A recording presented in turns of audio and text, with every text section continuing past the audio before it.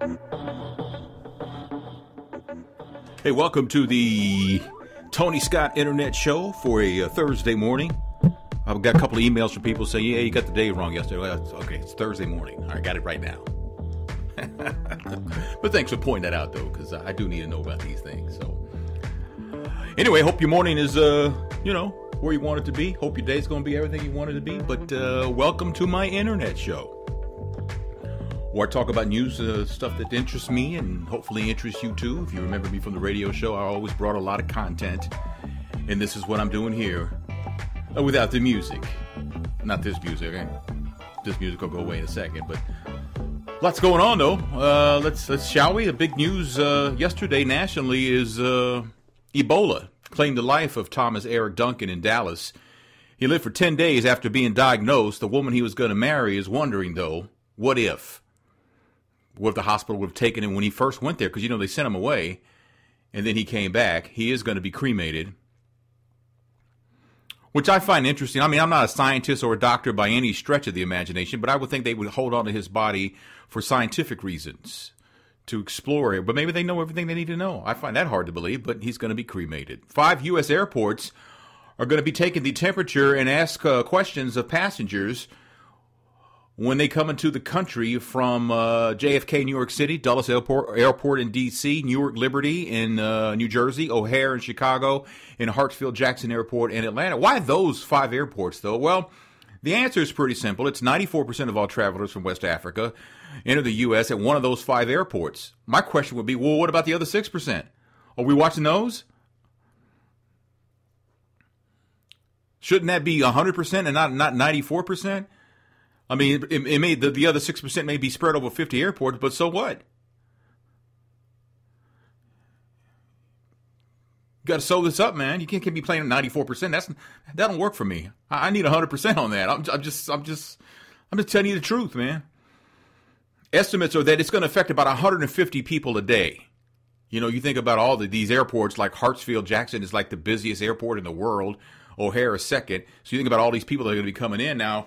If it's only 150 people a day, so that's about, 30 people average over these 5 airports, even though that's 94%. Let's just say it's 30 people per airport. Are you going to direct those people away from the crowd of people who are in airports, especially, like I said, Hartsfield and Atlanta and O'Hare and Chicago, the 2 busiest airports in the world? You're going to put them in another part of the airport while you check them? I'm curious. I just want to know. I mean, I understand you do what you got to do, but, why cause that kind of panic if you don't have to? I think a lot of people are asking that question. Should we be panicking? The woman in Spain that has Ebola, it seems, was exposed to it while removing her protective suit. The woman helped to care for a Spanish missionary who was infected in West Africa and later died. And the family of the Spanish woman who has Ebola now, they put their dog down. The dog, his name was Excalibur, was a 12-year-old mixed breed. It's possible that a dog can have Ebola without showing signs. It's not likely in the U.S. or other places where dogs are not around corpses that have Ebola or eating infected animals. That usually don't see that in this country. But social media was on it yesterday trying to save the dog's life because they said it was inhumane. Now, they did say they gave the dog a sedative before they put him down so the dog wouldn't suffer. But a lot of people, I think over almost 500,000 people signed a petition asking folks to spare Excalibur's life, but that didn't happen. And they probably didn't really expect it to happen because, of what science is telling us so far. In Hammond, Indiana, and I know you've seen this, it's been all over the news, a woman named Lisa Mahone and her boyfriend Jamal Jones and their 2 kids, a 14-year-old and an 8-year-old girl, 14-year-old boy, 8-year-old girl, were on the way to the hospital to see her dying mother when they got pulled over for not wearing seatbelts. Lisa was driving. Lisa didn't feel safe because cops had their guns drawn, and she got on the phone with 911, and cops asked Jamal for his ID. He didn't have one because of a ticket, so he reached into a backpack to get the tickets to show the officers, and then police told him to get out of the car, and he would not get out of the car. And they said, "You're going to get out of the car?" And back and forth. "I'm not getting out." And he wasn't going to get out. He saw no reason to get out of the car. He says, "I never knew of a passenger in a car being told to get out of a car. I'm not getting out of the car." And with good reason, because, these days, you know, it's like open season for cops on African American men. So I get why he wouldn't get out of the car. Some people saying he just should have followed police orders. Well, yes, but if your reality is countless African American men being brutalized and or murdered by police, getting out of the car and following orders is like walking into a death trap. And you have to understand that. You have to understand where Jamal was coming from. Let me let you hear some of this audio. Are you gonna open the door? Why do you say somebody's not gonna hurt you? People are getting shot by the police. Oh!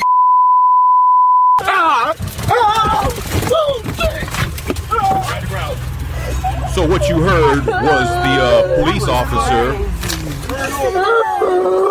busting out the passenger side window in the front and then tasing Jamal Jones. That's what you hear him like making that noise.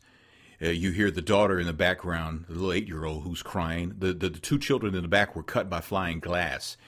And Lisa Mahone says that police didn't even help her remove the broken glass. They just, after it was all over, they just left him there. They just left him there on the side of the road. They didn't offer help. They didn't do, let us help you clean this up. They didn't do anything. Now, the police department issued a statement and says, you know what, we followed the law. The mayor says, I stand by the police.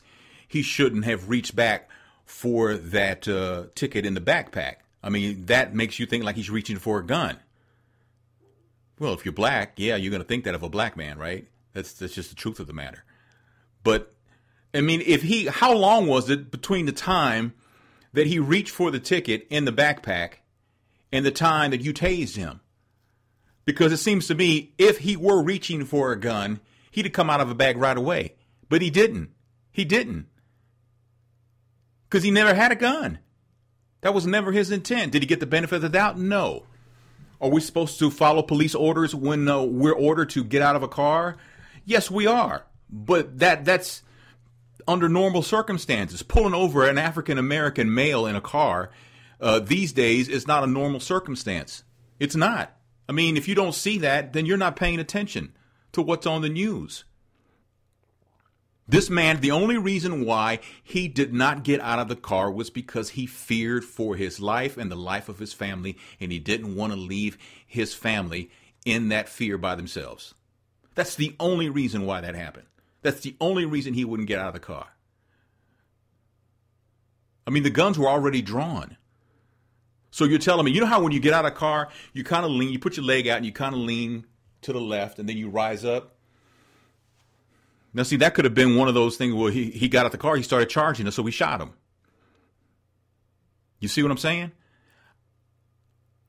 That's not out of the realm of possibility. Now, what the family in the car did not know, and we found out yesterday that one of the officers, the city's had it settled twice because of him and brute force, out of pocket. Another cop they had to settle with. Another cop that was there, they don't know if they settled or not. But all these cases, and to me, if you're the city of Hammond, Indiana, and you had to settle twice with citizens because of his brutality, his going over the line, I don't think he needs to be a cop in Hammond, Indiana anymore. I mean, really, how many strikes do you get when you're a police officer? Protect and serve. You're held to a higher standard because we're supposed to trust you. But if you've had 2 incidents where the city had to settle, then I don't even see how the city can have trust in you. You see what I'm saying? That doesn't mean it makes sense to me. I don't get that at all. I just don't know. And these kids are in the back seat. So you've traumatized, the 14-year-old was the one who shot the video that we're seeing on TV. The 8-year-old was probably traumatized. The 4-year-old was already scared. I mean, the 14-year-old was already scared of the police. Now, even more so. And the 8-year-old, I mean, come on, what did she see? What did she see? She saw what we saw, only she was there. Only she got cut by flying glass. Man, there's got to be an answer for that. There has to be an answer for that, because that just makes absolutely no sense at all that something like that would happen.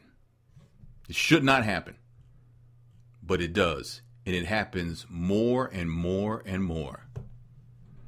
Coming back with more on the Tony Scott Internet Show. Hold on. Do you want to reach an audience that you haven't tapped into yet and not blow your budget? The Tony Scott Internet Show is new, growing, and available to you. Advertising on the Tony Scott Internet Show is extremely affordable. Contact us at advertise@TonyScottShow.com.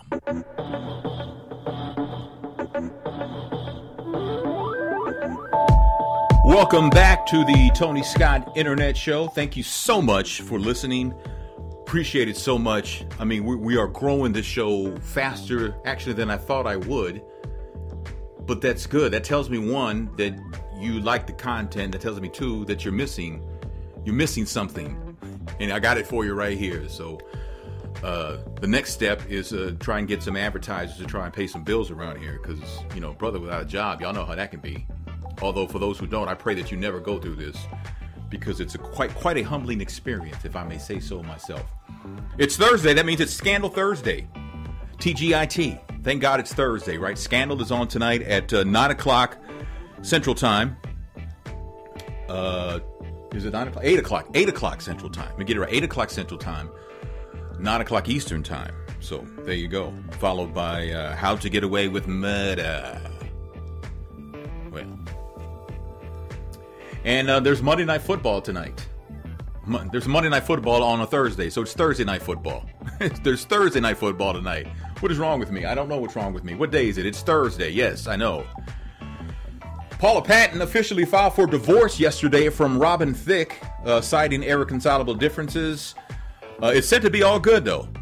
That this is not going to be a problem. I guess everybody's going to leave with what they have because she makes her own money also. He'll pay child support. All the custody issues supposedly have already been settled, so it's just a matter of getting it done. So, sad for any marriage to end, but, you know, sometimes it's for the best. I used to get criticized all the time when I did the radio show in our therapy segments, which, by the way, I'm going to be starting up again pretty soon, too. But people would say, you know, when I would tell somebody, you know, get out of the marriage, they say, man, why you always ending people's marriages, man? Well, you know what? When someone's getting beaten 2 or 3 times a year, and when someone's been cheating on you, you know, for 5-10 years, it's pretty much time to cut your losses. I know you took those vows in front of the Lord and everything. I get all that. But sometimes the best thing to do is to go your separate ways. Actually, sometimes when you do that, you become better friends than when you were married. If you see what I'm saying.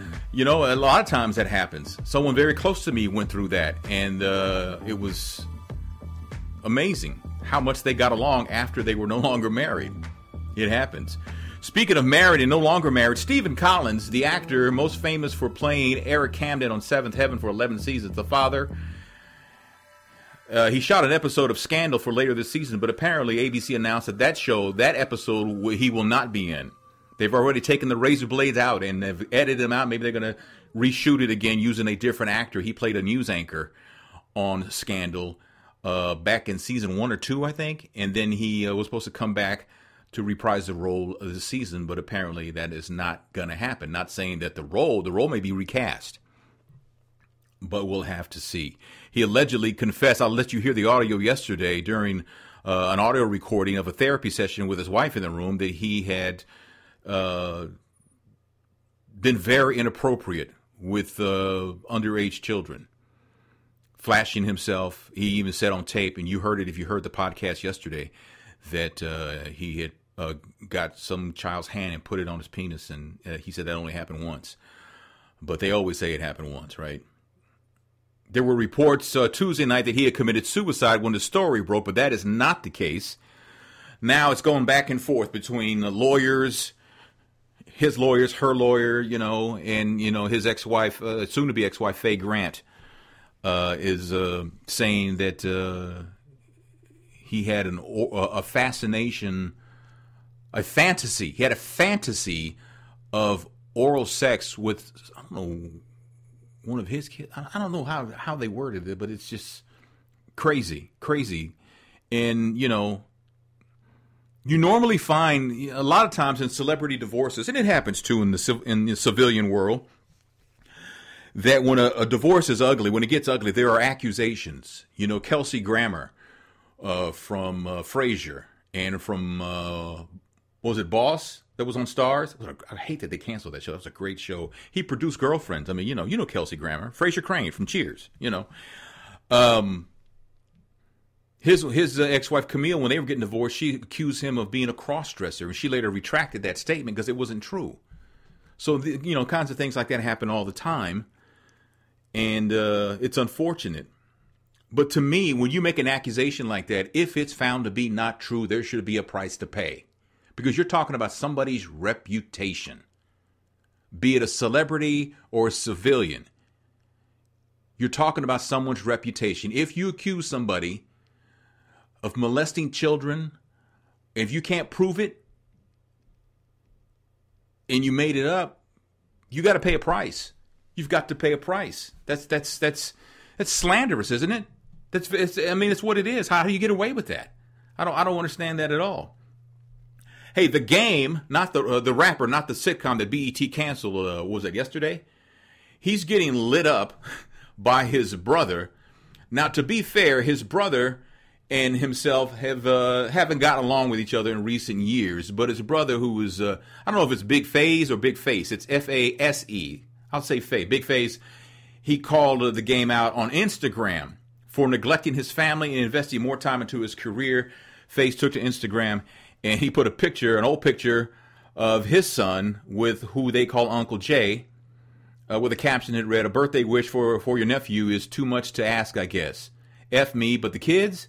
Just a call from his famous uncle would have made his day so much more special. Stop being The Game for a second and be Uncle Jay. Cold world of ours this is." I'll say this.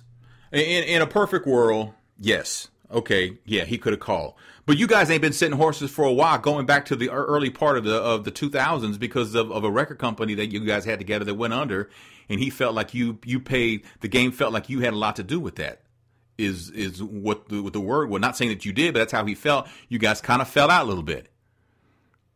So he probably figured that any contact with your son was going to cause some sort of drama. Now, I could be way off here. Maybe he's just a foul dude. I don't know. But the fact that you guys ain't setting horses probably made the decision for him not to contact his nephew pretty easy. Don't you think? That's just me. Kimora Simmons is pregnant. That's what? One, she got two girls. She had the boy with Amistad. She's married again. So I guess this is her third. Was she ever married to Jaman Hansu? Is it Jaman or Jaman? Jaman, you know who I'm talking about. Was she actually married to him, or did they just live together? Of course, that's like being married anyway. But her third husband, Tim Leisner, she's having her fourth child. So congratulations. All right. Gayle King was in the news for some stupid stuff. She was doing a segment on CBS this morning. She's being accused of admitting that she's gay on the CBS Morning Show. Did you hear this? I bet you have a lot of couples because you say it's good to have a maximizer and maybe a satisficer together. You can sort of get it done. Get it done. Ooh, maximizers and satisficers make good couples. Yeah. Hello, maximizer. I'm just kidding. I'm kidding. Oh my gosh! All right, so right there, it does sound like she said, "I'm gay." Did you hear it? Let me let you hear that again. That one part. I'm just kidding. I'm kidding. Oh my gosh! All right, it sounds like she says I'm gay. She says I said I'm okay. Is what she said. We'll put the video up on talking360.com. You can check out the Streets Are Talking page. Also, I spoke earlier about Paula Patton's divorce. I got documents up there you can check out too if you're interested in that kind of thing. Talking360.com. Just hit the Streets Are Talking tab. But she says she never said that. And you know what? She said if I was gay, I'd have said so a long time ago. But there have been rumors that her and Oprah have been lovers for years. So much so that every little thing, if they hold hands in public, for whatever reason, they're lovers. That's the kind of world we live in right now. But Gayle is not gay. But it did sound like she said I'm gay. But if she were gay, would she admit it in a passing comment like that? No, she wouldn't do that. Come on, people. Use some common sense over here, would you? Just do me that one favor and use some common sense. I'm just saying. This stripper, Her name, she's in Houston. She goes by the name of Johnny Blaze. She is saying that Drake put out a hit on her. She's saying that they spent a week together. Their relationship, a week is a relationship, right? It hit some bumps when she found out he was allegedly messing around with her stripper friend, Lyra Galore. These names, man. Johnny Blaze, Lyra Galore. She claimed that in that week they had some deep conversations. They partied. They had unprotected sex. He even played piano for her, she says. She says, I asked him, what if I get pregnant because we're having sex with no condom? He says, I ain't worried about that. I just want to give you the best of me. And, of course, you know, he's known to love the dancers, the strippers, you know. They did everything. He's a loving sexual person, she says, but apparently they were supposed to keep in touch and fly her out to Canada. You know, he's Canadian. But later on, she found out that he flew out her friend, Lyra Galore. So they argued via text. You know, she went to Instagram to express how hurt she was by Drake. And then she says he put a hit out on her. Men were showing up at her job. You're a stripper. Men always show up at your job. I mean, come on, man. Really? She says she wasn't there that night, but men are always coming to your job. Lady, you're a stripper. Her apartment was kicked in. He put a price on her head.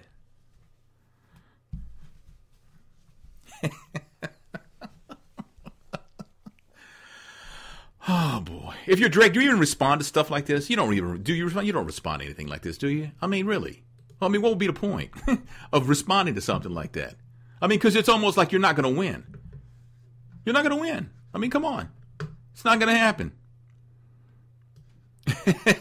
But men showed up at my job. Really? What do you do for a living? I'm a stripper. Huh? What? What was that again? Say that again. Congratulations to the first brother-in-law, the president's brother, Michelle Obama's brother, Craig Robinson. He is joining ESPN as a color commentator for the upcoming basketball season. His first game is going to be next month on the 18th on ESPN2. As we all know, he graduated from Princeton. He was a two-time Ivy League Basketball Player of the Year back in the 80s. He also got his MBA at the University of Chicago's Graduate School of Business, becoming a bond trader and investment banker, but went back to coaching in 1999, taking a huge pay cut. You know what? I respect somebody like that, because if you're willing to take a pay cut to follow your passion, man, that's some sweet stuff right there. He worked for 6 years as an assistant at Northwestern, and then he became head coach at Brown University. And then in 2008, the same year the president was elected, he got the gig at Oregon State. Now, he had a losing record, 93 wins, 104 losses, and it was fired. But he apparently has landed on his feet with ESPN, and I imagine he's probably making more money now than he's ever made in his life, because he's a high-profile guy, right? He's related to the first family, you know, and you know he's got a reputation, a great reputation as a basketball man. Maybe not the greatest as a head coach, but he knows the X's and O's, and I could imagine he's going to get paid pretty good for that. So congratulations to Craig Robinson, Michelle Obama's brother, on his new gig with ESPN. I got a story about a man who had an erection for 17 hours. Yeah, I'll tell you about that coming up on the Tony Scott Internet Show. Do you want to reach an audience that you haven't tapped into yet and not blow your budget? The Tony Scott Internet Show is new, growing, and available to you. Advertising on the Tony Scott Internet Show is extremely affordable. Contact us at advertise@TonyScottShow.com. Welcome back to the Tony Scott Internet Show. A couple things that I do want to remind you of. One is did a new Men on Everything. Men on Everything is a YouTube show that I do with Troy Johnson and Mark Clark. Mark Clark wasn't available for this week, but Troy and I handled a lot of topics. Interesting perspective from Troy as always. You get my perspective on this internet show, but you can check it out. Go to talking360.com and click on the Men On at the very top. Not Men on Scandal, but Men On. The show is actually called Men on Everything. Men on Everything. And if you need to get caught up with last week's episode of Scandal, the episode called The State of the Union, you can also do that. Go to menonscandal.com and watch a Scandal recap from a man's perspective. So, got that going on. I got an episode of iTony Tech News that will not make your head explode. Just simple tech news. You don't need to understand parts of a computer or a cell phone. Nothing remotely like that. Just some tech news that you may find interesting. I think you will. I think you'll find this story interesting, that in the UK, Jason Garnett woke up last Friday morning with an erection, and it wouldn't go away. I mean, 17 hours. But he didn't seem too worried about it at first when it wouldn't go down, because he went to his job. He works at a hotel. Lunchtime, started getting a little concerned. When taking an ice bath and going for a jog didn't alter the situation, he realized something was wrong. 8 hours later, he told his roommate about his problem, and his roommate just started laughing. He just started laughing, and then he realized how serious the situation was. So Jason Garnett went to the hospital, and he was diagnosed with priapism. Priapism? It's a rare condition where erections do not go away. It ain't caused by any kind of sexual desire or stimulation, but untreated, it can actually damage the penis. So, he went to work. How do you walk around with that? Unless, you're small and no one noticed. Wow. I think that would hurt me more. That would hurt me more. I think doctors had to drain 2 pints of blood. 2 pints of blood they drained from his penis to reduce the pressure. And then that didn't work. So they had to inject him 24 times with medication. They stabbed him. He says, seeing them stab my penis with a needle was a horrible experience, like something out of a horror film. The pain was a 10 out of 10, but he's normal now. Although he does say that his little friend looks like it's been through a war. Really? Oh, wow. No, sir. No. Well, but if it's painful and it won't go down, me, I'd be calling the wife. Get home. Get over here. But no, I'm kidding. That's a pretty serious thing. I can imagine how painful that is. Guys, have you ever had that happen to you? It just would not go down. You had to go to the hospital? Man, I can't imagine. Cannot imagine. All right, we'll leave it right here for this episode of the Tony Scott Internet Show. Thank you so much. Appreciate you, man. You listening, downloading, sharing this has been nothing short of awesome. And if you can continue to do that, it helps me in ways you cannot believe. You cannot believe. So again, I appreciate you doing that so much. All right, thank you. And have a great rest of the day. Scandal tonight, football tonight, how to get away with murder tonight. All right, be blessed, and I'll talk to you tomorrow.